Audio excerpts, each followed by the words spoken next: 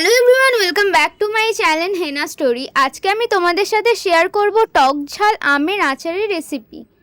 ভিডিওটা স্টার্ট করার আগে আমার চ্যানেলে যারা নিউ তারা প্লিজ আমার চ্যানেলটাকে সাবস্ক্রাইব করে বেল আইকনটা অন করে দাও, যাতে আমার ভিডিও সবার ফার্স্টে তোমাদের ফোনে যায়। তো চলো স্টার্ট করি। এখানে দেখো, আমরা সবার প্রথমে আমগুলোকে ভালো করে ধুয়ে নিয়েছি। তারপর আমরা জল দিয়ে আমগুলোকে একটা গামলার মধ্যে তুলে নিলাম। তারপর আমের খোসাগুলোকে ছাড়িয়ে আমগুলোকে ছোট ছোট করে কেটে নেব।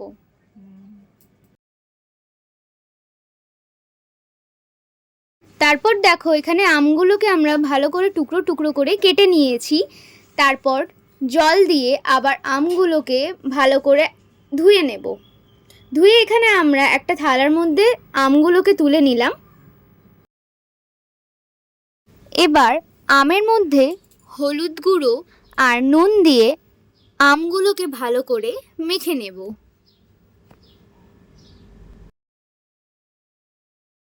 এবার আমগুলোকে একটা পেপারের মধ্যে দিয়ে দেব, যাতে আমের জলগুলো পেপারের মধ্যে টেনে নেয়।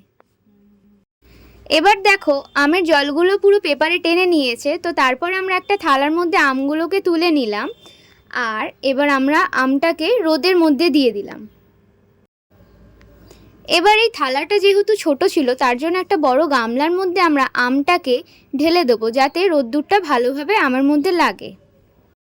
তারপর আমরা দুদিন ধরে আমগুলোকে রোদে শুকিয়ে নেব, যাতে জল একদমই না থাকে। আর দেখো, আমগুলো অনেকটাই শুকিয়ে গেছে। আর এবার আমগুলো শুকিয়ে পুরো একদম একটা গামলার মধ্যে হয়ে গেছে। তো এরপরে আমরা মশলা করে নেব। আর এখানে মশলা আছে গোটা সর্ষে,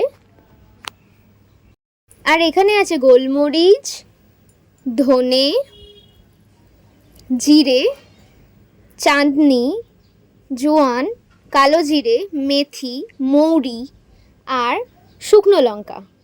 এই থালার মশলাগুলোকে আমরা সবার প্রথমে ভেজে তারপর মিক্সিতে বেটে নেব। তারপর আমরা একটা মিক্সিতে গোটা সর্ষেকে বেটে নেব, কারণ গোটা সর্ষে আমরা ভাজবো না, এটা শুধু আমরা গুঁড়ো করে নেব। সেটা ভালো করে গুঁড়ো হয়ে গেছে। তারপর আমরা এটাকে প্লেটের মধ্যে ঢেলে নিলাম। তারপর কড়াইয়ে আমরা বাকি মশলাগুলোকে এক এক করে ভেজে নেব। আর মশলাগুলোকে কিন্তু আমরা একদম হালকা করেই ভেজে নেব।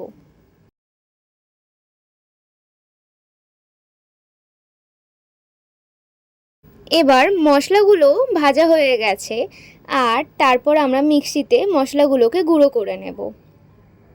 আর দেখো, মশলাগুলো ভালো মতোই গুঁড়ো হয়ে গেছে। আর শুকনো লঙ্কাকে সবার লাস্টেই আমরা গুঁড়ো করছি।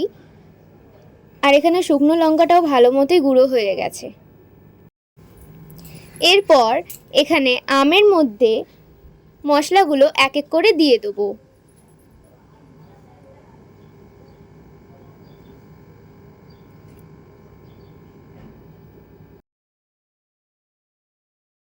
এবার পরিমাণ মতো নুন দিয়ে আর সর্ষে তেল দিয়ে ভালো করে আচারটাকে মেখে নেব।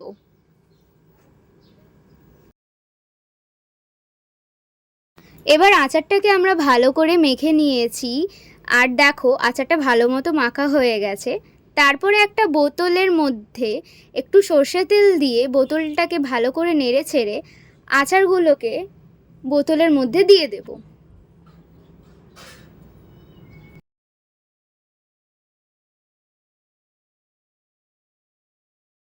এবার দেখো, আচারটা পুরোপুরি রেডি হয়ে গেছে। আর আমরা এটা কাচের বোতলের মধ্যে পুরোটা ভরে দিয়েছি।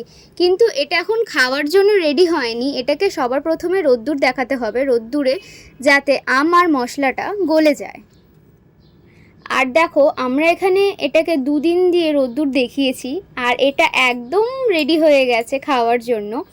আর আমরা এই বোতলটাকে একটা কাপড় দিয়ে ঢেকে দিয়েছি, যাতে রোদ্দুরটা ভালো করে লাগে। তো তোমরা দেখো, এখানে ভালোভাবে আচারটা একদম রেডি হয়ে গেছে, মশলাটাও অনেকটা গলে এসছে। এটা আমরা দুদিন দিয়ে রোদ্দুরে দেখিয়ে দিয়েছি।